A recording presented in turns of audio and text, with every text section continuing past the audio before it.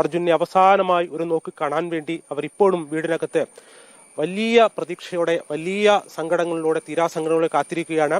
ഈ വീടിനോട് ചേർന്നുള്ള സ്ഥലത്ത് തന്നെയായിരിക്കും അന്ത്യവിശ്രമം കൊള്ളുക. അതിന് തൊട്ട് പിന്നിലുള്ള സ്ഥലം അർജുൻ അധ്വാനിച്ച് സ്വന്തം പണമുണ്ടാക്കി വാങ്ങിയ സ്ഥലമാണ്.